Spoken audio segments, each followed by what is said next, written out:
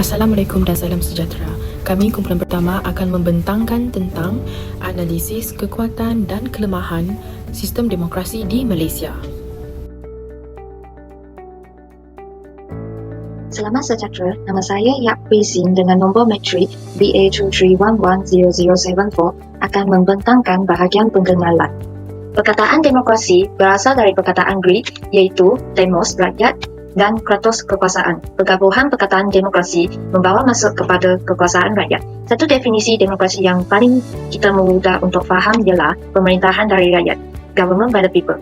Sistem demokrasi di Malaysia telah menjadikan asas penting dalam negara sejak kemerdekaannya pada tahun 1957. Sistem demokrasi berparlimen merupakan satu sistem yang memberikan keutamaan kepada rakyat untuk menyuarakan kehendak majoriti mereka. Dan demokrasi boleh dikatakan merupakan satu sistem politik di mana rakyat melakukan satu keputusan secara langsung. Menurut Albert Adel, demokrasi merupakan satu sistem yang memberi peluang kepada rakyat untuk melibatkan diri dalam pembuatan keputusan atau pembentukan dasar.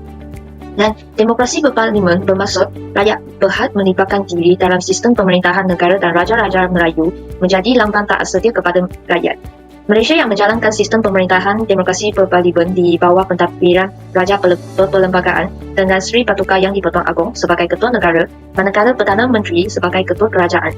Dan struktur parlimen di Malaysia terdiri daripada Sri Paduka Baginda Yang di-Pertuan Agong, Dewan Negara dan Dewan Rakyat. Terdapat kriteria sistem demokrasi berparlimen ialah pembahagian kuasa yang terbahagi kepada tiga iaitu Badan Eksekutif, Badan Perundangan dan Badan Kehakiman. Seperti yang kita tahu, parlimen merupakan satu institut yang berperanan tinggi dalam negara kerana ia mempunyai kuasa yang banyak dan kedudukan yang tinggi. Terdapat beberapa ciri sistem demokrasi berparlimen di Malaysia iaitu perlembagaan, raja berperlembagaan, pilihan raya dan parti-parti politik.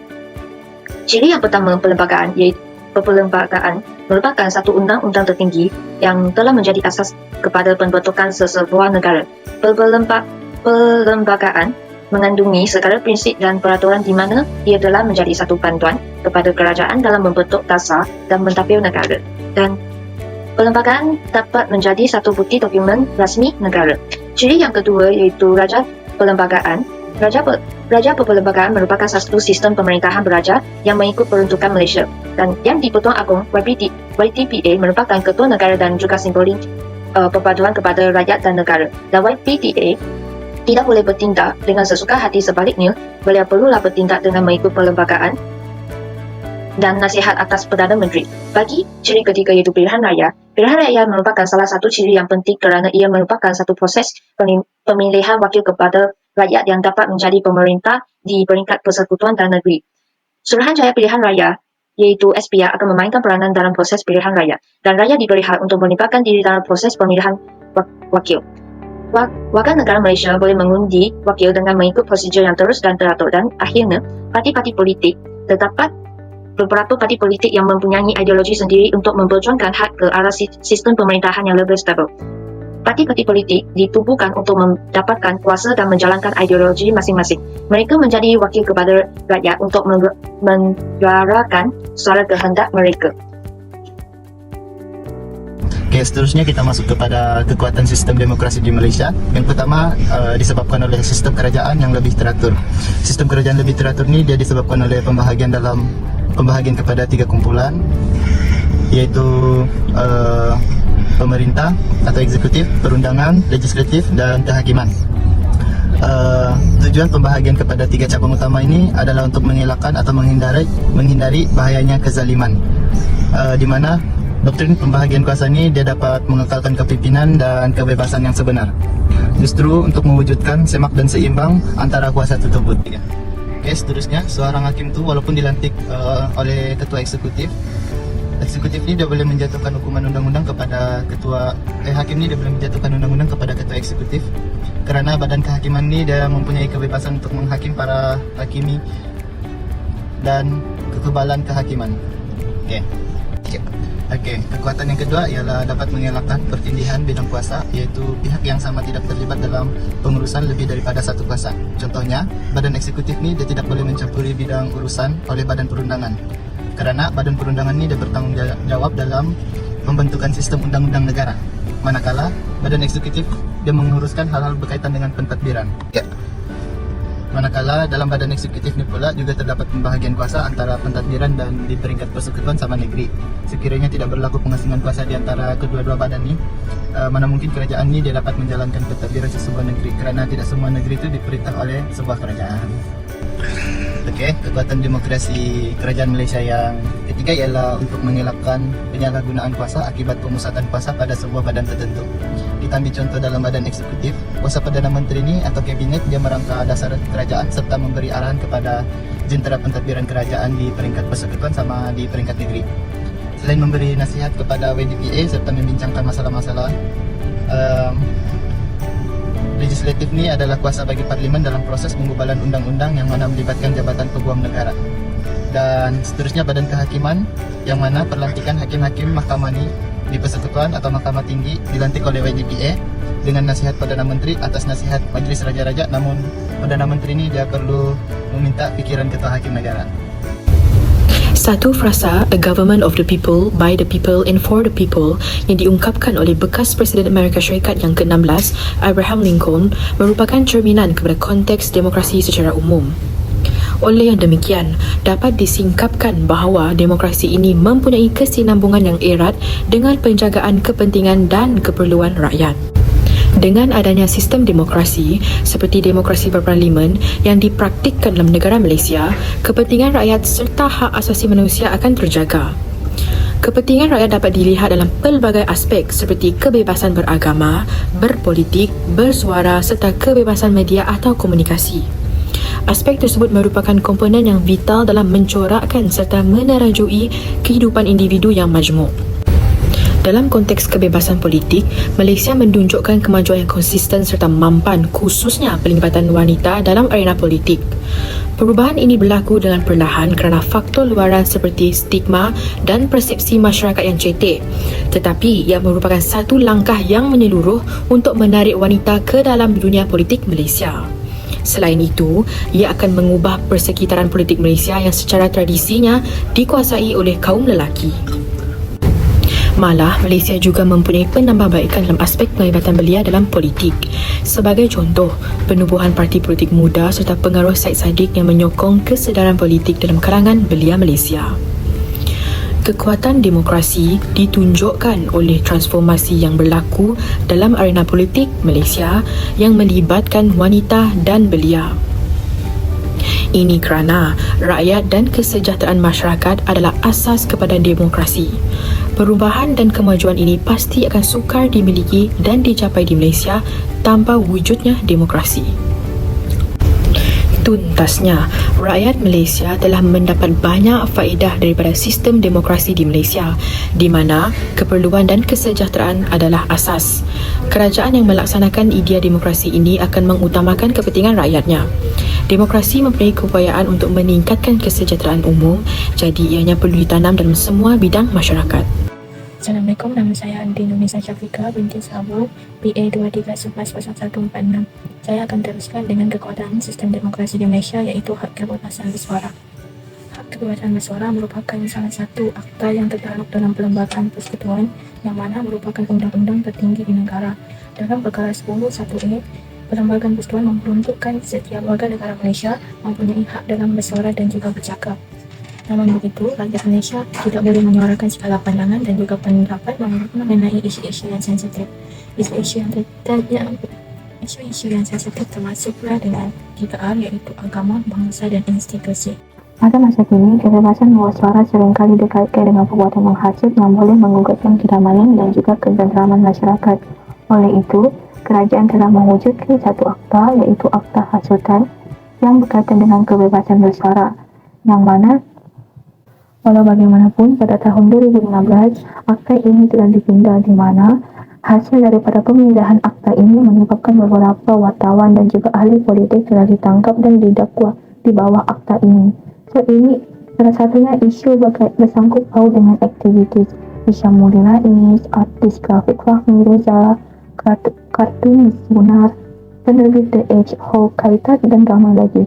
So hak kebebasan bersuara dan juga mengeluarkan pandangan terhadap suatu isu adalah berbeza daripada Aktiviti menghasut yang mana dia akan menyebabkan keburu arahan disebabkan Malaysia dikenali sebagai salah satu negara yang majmuk, yang mempunyai berbagai budaya, kaum dan juga bangsa.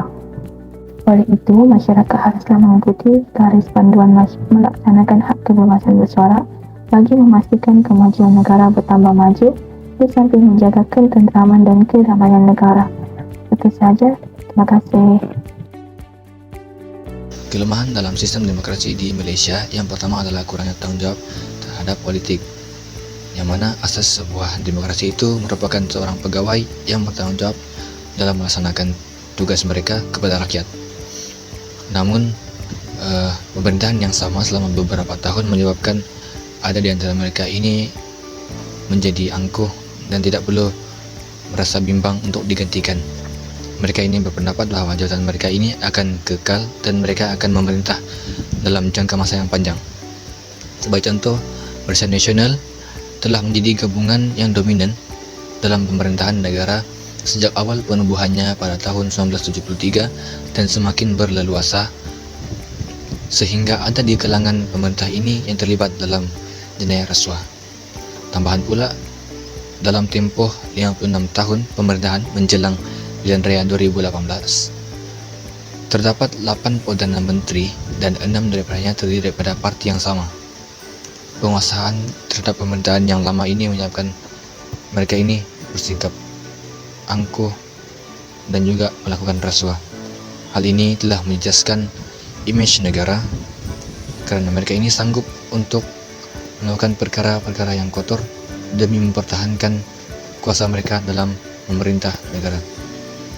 Dan kelemahan ini dapat dikaitkan dengan terhadnya kebebasan terhadap media massa.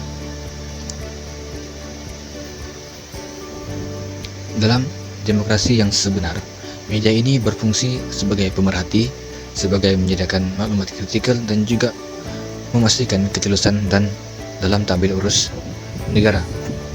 Oleh itu, sekatan terhadap media ini menyebabkan pemerintah berani untuk melakukan perkara-perkara yang dapat merosakkan kelancaran dalam pentadbiran dalam negara kita. Oleh yang demikian, jelaslah bahawa kurangnya tanggungjawab dalam politik merupakan kelemahan dalam sistem demokrasi di Malaysia. Sekian, terima kasih.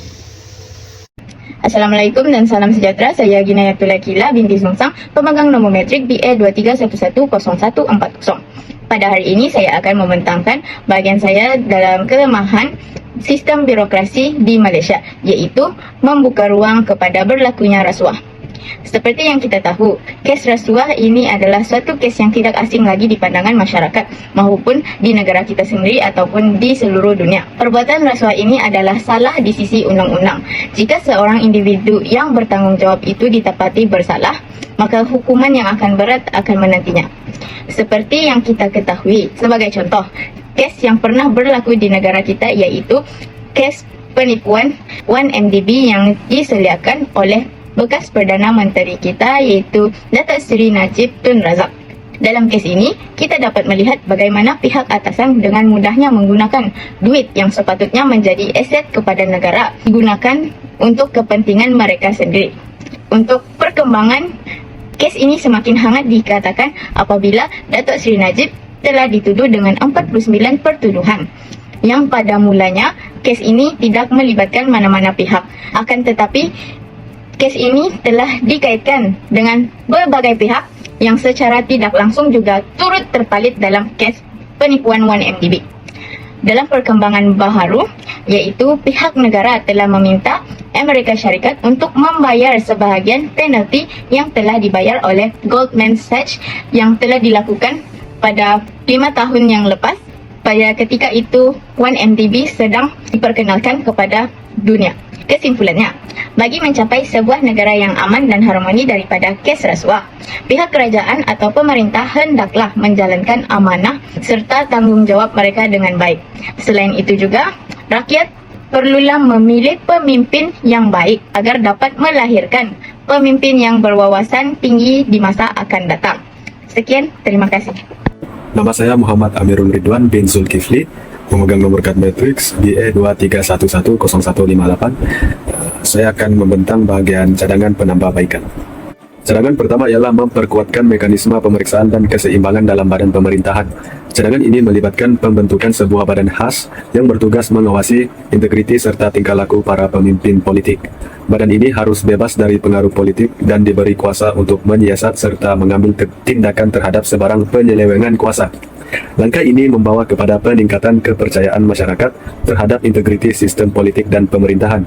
Hal ini kerana rakyat melihat adanya badan yang bebas bekerja untuk kepentingan umum tanpa berpihak kepada siapapun. Hal ini mengurangkan rasa skeptisme dan meningkatkan penglibatan masyarakat dalam proses politik. Langkah ini memberikan tekanan tambahan kepada para pemimpin untuk bertindak dengan bertanggung jawab dan berintegriti. Mereka sedar bahawa gerakan mereka sentiasa dipantau dan bahawa penyelewengan tidak akan dibiarkan tanpa konsekuensi.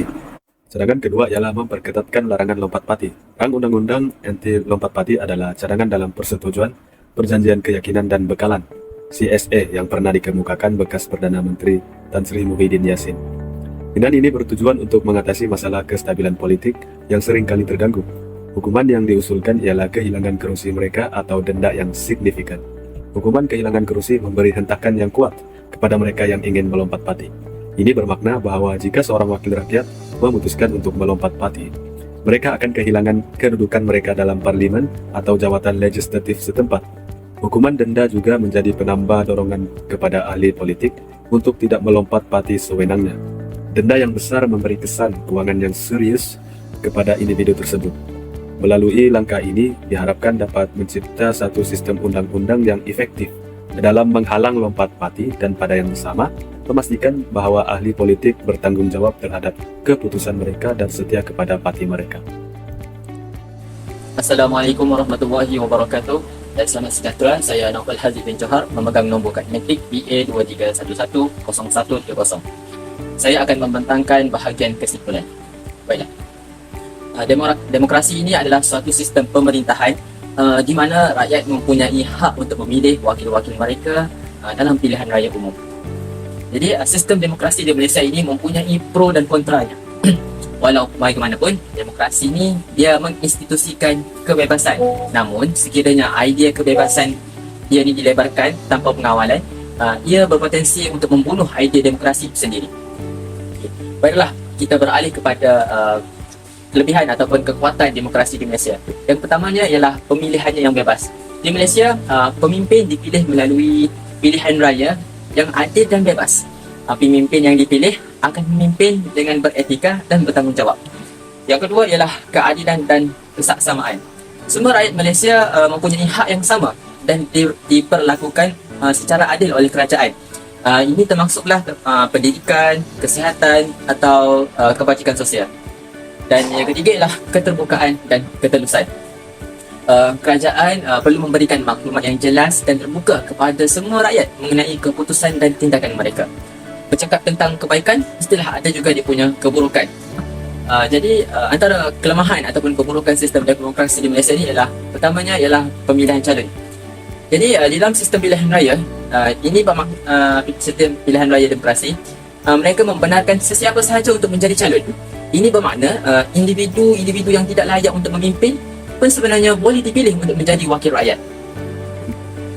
Akhir kata, demokrasi di Malaysia ini mempunyai beberapa lagi cabaran seperti politik wang, pengaruh media dan ketidakstabilan politik. Oleh itu, kita sebagai rakyat Malaysia haruslah bekerjasama agar fungsi demokrasi di negara kita berjalan dengan baik. Sekiranya sistem demokrasi ini tidak digunakan sebaik mungkin negara kita akan menghadapi masalah yang besar kerana demokrasi memerlukan kerjasama masyarakat yang tinggi. Sekian, terima kasih.